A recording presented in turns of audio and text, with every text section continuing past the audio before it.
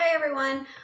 Hope you had a great spring break and that you're ready to come back and learn. I know you're super stoked about it.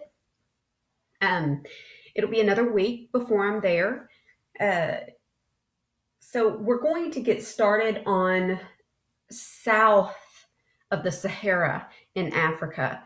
When we ended, we were talking about before spring break, we were talking about the Middle East and we were talking about North Africa. Well, these next few weeks, we're going to talk about sub Saharan Africa. And you see this sub. So, sub meaning below. So, it's below the Sahara in Africa. So, it's going to be everything, all of these countries that are below that Saharan desert that takes up the majority of the northern part of Africa. So, if you turn to page 618, if you need to pause this video for just a second, and get your textbook out and turn to page 618. Go ahead and pause it now. So once you've turned to page 618, you'll notice that this is a physical map, and I'm actually going to talk about all the maps at the front of this unit. Sorry for the flash on the map on my page, but you can use your book to see. It kind of hit right there where the Congo Basin is and the Great Rift Valley. I'll be talking about those two things. I want to point something out, that even though that this is a physical maps show us landforms. And this is showing us landforms, but I want you to note that it's landforms in a different way. It's not showing us landforms as in brown representing deserts, green representing forests. This is showing us landforms based on elevation. So you see your key down there. Again, it's that same range of colors that we saw when we were talking about Northern Africa. So blue is going to be below sea level, which is where your water is going to be there, along in here. And then once we get to the darkest green, that's going to be right there at 0 feet. It's going to be at sea level. So that's going to be some of these areas through here. These are not forests through here, all this dark green. Those are not forests. Up here, that's still part of the Sahara Desert. Okay, all through here, this is still the Sahara Desert. Okay, so green on this map is not equaling forest. That's why I wrote that over here. Okay, because I know a lot of the maps I have showed you, that is what it means. So as we move up in colors, we get to yellow. So we're getting a little higher up above the surface of the ocean.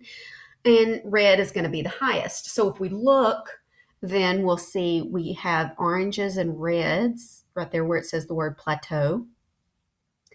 Over here it says the word range. You'll see over here it says highlands, mountains.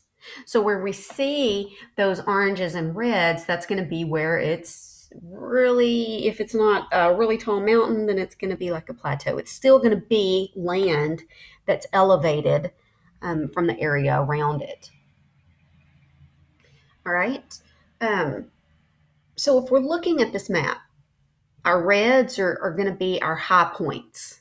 It's going to be our mountain peaks or the tops of our plateaus down here. Okay, so all those oranges and reds are going to be our high peaks. Well, we've talked about how rivers flow down from a mountaintop as that snow melts. Gravity is going to pull that melting snow, that liquid, down towards sea level. So my question that I typed on here says, why does the Nile flow towards the Mediterranean? So here's the Nile. If you remember, this was Egypt, right? Part of Egypt was right here on the Sinai Peninsula. So why does the Nile River flow this way? Because, we always, learn that rivers are going to flow down. And so we're looking at this map and it's not flowing down. It's actually flowing, well, it kind of looks like it's flowing up. It's not really up though, is it? Because it's going to start here in these mountains and it's going to flow to a lower point and then a lower point, and then a lower point. Okay, so that's why our Nile River is flowing this way and emptying out into the Mediterranean Sea, right there where you see that delta. A couple of other things. There are some other rivers and lakes pointed out on this map. Lake Victoria, be familiar with that one. Lake Chad, the Niger River. I'm trying to see. The Nile, I'm having to switch back to my book because of that big flash.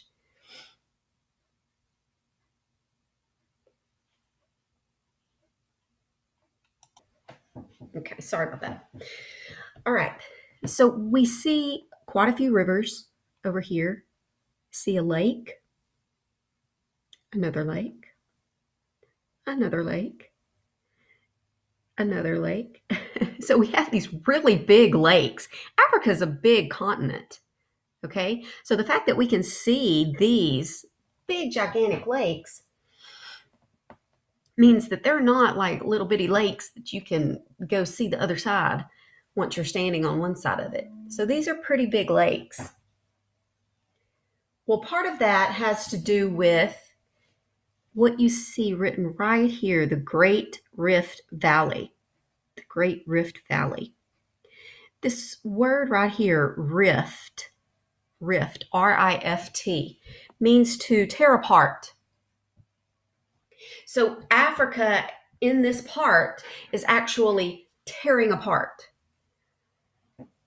And let me get something up on the screen. Okay, so you haven't yet talked about plate tectonics with Miss Inman, but that's coming pretty soon. That's how you really wrap up the year with her, is with Earth and space science, and then with life science. But you have heard me talk about plate tectonics some, and how that plates are these big slabs of rock that all the soil and the grass and plants and animals, everything's on top of the plates. And the plates are floating on the mantle. Remember, the mantle is magma, and that magma is moving. And wherever the magma moves, the plate that's on top of it is going to move as well. Well, what's going on this eastern coast of Africa right through here, you see the yellow markings right through here, that's the Rift Valley, the Great African Rift Valley. So what's happening is you have a plate that's actually rifting apart. It's splitting apart. So you've got part of the African plate, which is what's underneath Africa. That's why it's called the African plate. So you've got this part of the African plate that's moving this way, like towards the Atlantic Ocean. And you have this part of the African plate that's moving this direction, like towards Australia, over here through the Indian Ocean. So because they're moving away from each other, eventually in this area, it's going to fill with water. So that's why we're seeing these lakes. Okay, and it's because of this rifting process. So eventually this part of Africa will be separate from this part of Africa because of this rifting effect with the plates. Okay, go back to my map here. Okay, so that's what the Great Rift Valley is. Right there. That's a really important feature, and Miss Inman is going to talk about that in science this year. So you'll already have somewhat of a heads up when it comes to that. Okay, so this is our physical map, but remember, it's showing elevation. It's showing us our landforms. It's just showing us by way of elevation instead of colors meaning desert or forest or what have you. On page 619, your political map. So it's a political map because it's showing me what? Awkward silence. I hope you are thinking that it shows you borders. Okay, remember, our political maps show us borders. It shows us the extent of a country's government power. So if I look at this lavenderish color right here, I would say everything that's within that lavender color is controlled by the government of the Democratic Republic of the Congo. If I looked right here at this yellow, everything enclosed in that yellow area on this map would be controlled by the government of Zimbabwe. So again, political map, it's showing us boundaries. Sorry for the flash right here. So let me point out a few other things. I want to talk about a couple of different things here. First is the border of the Sudan. So Sudan is right here, and it's a country. Remember, all of this is Africa, and Africa is a continent. These are countries. They're not states, okay? It's not like we're looking at a map of the United States, okay? These are all countries. Like Angola is like the United States. Tanzania is like the United States. Ethiopia is like the United States. Okay, these are countries, they're not states. And remember, the stars, that would be like their Washington, D.C., and that's their national capital. So if we look, there's our equator. I want to point out that the equator runs right through the middle of Africa. Again, you've got some landmarks on here because they drew in the rivers. So if I go over here to Sudan, now this is its border that is not contested. Like everyone agrees that that's the border of Sudan. But you see in your book, you see this little black squiggly line right here, and it says boundary claimed by Sudan. See, the government of Sudan claims that their country goes up to here. Now on this paper, that doesn't look like much land, but in real life, it's quite a bit of land. So they're saying that their land goes up there, and Egypt is like, no, that's Egypt right there. And they're like, no, this is Sudan. No, this is Egypt. And so they're going back and forth, fighting over this boundary.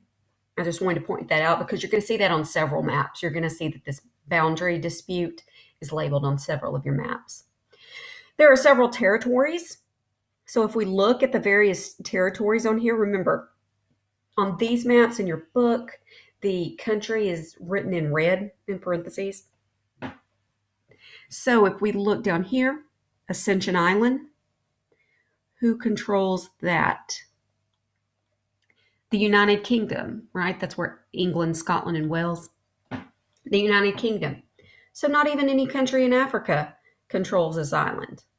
Remember, England, if I could keep going, England would be right up there. Okay. St. Helena, same thing.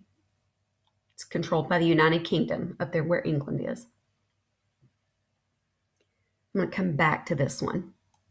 Look over here, FR period. What country do you think FR period stands for? Hopefully you said France. Okay, so you've got a little island country right here or territory that's controlled by France, and another little island territory here controlled by France. Let me come back to this one. Notice it's not written the same as these. These are in bold, but they're in lowercase. Okay, well, this one's in all capitals like it's its own country, and it's this little bitty sliver right here. So like it's its own country, but then it's got another country underneath it. This is kind of in that same situation. Remember before spring break, I talked about this country right here called Western Sahara. And I said that there was this argument, is it its own country or is it controlled by Morocco right here? It's kind of the same thing going on down here. Is this its own country or is it controlled by Angola?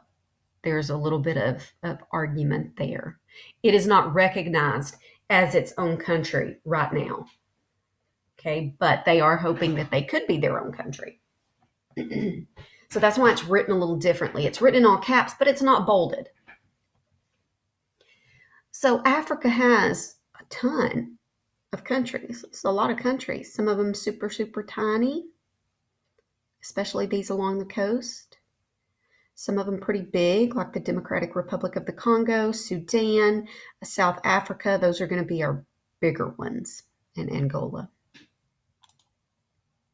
Oh, let me go back. Not that. No. There we go. Countries inside countries. Remember that happened up here in Italy. There was San Marino, and then there was the Vatican City, and it was like these two little countries inside the country of Italy.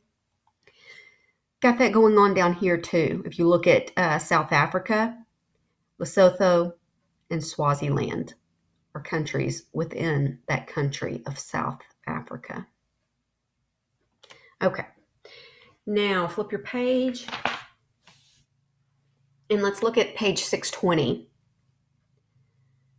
So this is a population density map. So these colors are representing where you have different amounts of people. So if you have your lightest yellow, the pale yellow, that means that there's less than 2.5 people. I don't know that I'd want to see 2.5 people, but less than 2.5 people per square mile. So remember when I talked about population density, and in 1 square mile, so a mile times a mile, that gives you a square mile. So where we see light yellow, like up here, down through here, that means there's going to be less than 2.5 people in a whole square mile. And then as we move up to orange, to pink, to red, to purple, we're going to get more people packed in there. Especially once we get to that purple. Purple represents 1,250 plus people living in 1 square mile. And on this map, I don't really see, there's not really any purple that stands out. If there were some, it would be where you see a lot of the red. Okay, so there may be little dots of purple. But I want to focus on the pink and the red because that's what's really standing out. So we see a lot of pink and red along the coast, but not along the entire coast. It's like in this little curve of the coast, in this Gulf of Guinea, right here. Okay, and then we also see another little area right here. And then we see another area right here, right where that Rift Valley is. And then kind of a smattering down here along the coast again. So then the question I want to ask you is, what causes people to live in these specific areas? Why are they clustered like that? Why are they clumped together like that? Think about that for just a second.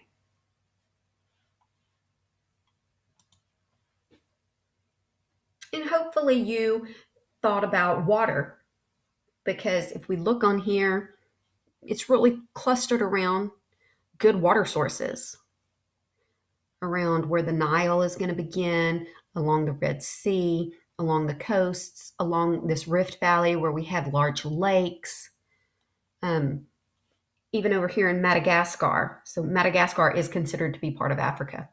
It goes with Africa. We see that the darker colors go along the coast. Even over here, we get spots of pink, okay, along the coast. More of your yellow is going to be inside the interior. And a lot of yellow up here, because remember, this is still the Sahara Desert. Okay, so, it's just a desert. So you're not going to have a high population right there. So purple, high population density. Light yellow, low population density.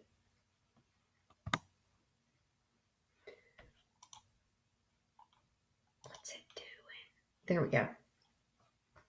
On 621, this is a resource map, resource and land use map. It shows you, using colors, it's showing you what people do there, how they get money, how the economy is influenced by the natural resources that can be mined.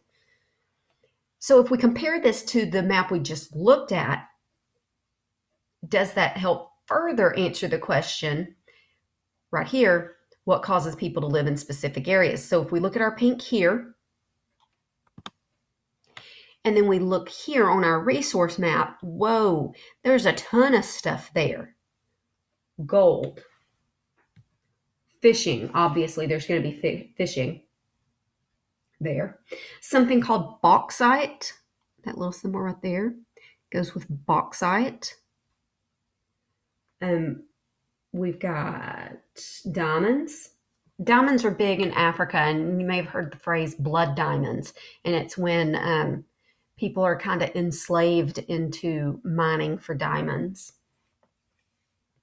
Manganese. So with this gold and diamonds and these things like bauxite and manganese, of course, you're going to have a lot of people that live there. You're going to have a lot of people that are trying to work in the mines and make money mining some of these natural resources. Okay. And then we had a high population density over here. So what's over here? Look at that dark green from the Nile. That's commercial farming. So we have a lot of farmers that are living through this area. And we don't see so many of the resource symbols in this area, but it's the farming. The symbols that we do see, that little tower right there, petroleum. What did I say about petroleum? Petroleum equals money. Okay. And it keeps going the wrong way. Then we had a high population density here. Let's see what's there. Oh, we go back to gold again. I'm starting to see a pattern. Gold, lots of people. Gold, lots of people. And then we had a lot of people down here. And what do we see? Gold. There's actually a lot of resources down here. Okay, so all those little symbols are showing you what can be mined from the earth there. But I want to talk about the colors for just a second. So commercial farming is going to be our dark green, and we see that those commercial farming areas go along with what? Rivers. They go along with rivers. Subsistence farming, all this light green is subsistence farming. Subsistence farming is when you are farming just for yourself. You're not farming to make money. You don't have this big, huge farming operation. You have your own little garden, your own little set of livestock. You are just farming for yourself. Orange is livestock raising. Livestock's going to be animals, hence the word live. It's alive. Livestock. Yellow is nomadic herding. Nomads are people who travel. They follow along with herds of animals as those animals move from place to place looking for water. Okay, so all of this yellow, it's going to be nomads, and you're going to hear about nomads in the Nearpod in just a moment. Nomads traveling from place to place. And then this odd like army green, it's going to be forest land. This specifically right here is the rainforest. We don't always think about Africa having a rainforest, but yes, Africa has a big rainforest right here. The red squares are where they do manufacturing. So it makes sense for those red squares to be where a lot of the resource pictures are going to be. And then the fish obviously represents fishing. But look at this odd gray colored area. So it says that the odd gray color is little or no activity. So my question for you, what causes little or no activity? Why wouldn't there be anything up there?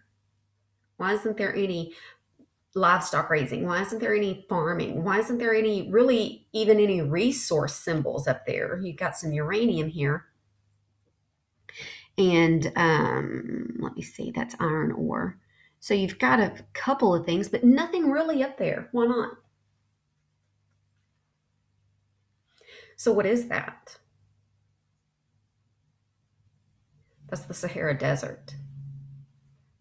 So again, the same reason we don't have a lot of people up there, it's the Sahara Desert. That's why we don't have any activity up there either. It's a desert, except for right there. And that's where the Nile's coming in. And the last thing I'm going to talk about in this particular lecture is page 622. And it's going to lead you into your next thing, which is your Nearpod. This is a climate map. Africa represents almost all of the climates. Not only do they have or all of the biome type areas. So they've got salt water. They've got fresh water in Africa. But then they also have rainforests. So this would be like a tropical rainforest, like we would normally think of like the Amazon rainforest in Brazil with all this thick vegetation and all these crazy wild animals. Yeah, they've got that here in Africa too. They've got a tropical savanna. So all of this pink represents tropical type weather. Well, why are the tropical areas in the middle of Africa? It almost looks like a sandwich, right? Like bread on top, bread on bottom, and then meat in the middle. But why is that? Why is it this particular region of Africa that's tropical? Look at the rest of the map. I'm going to give you a second.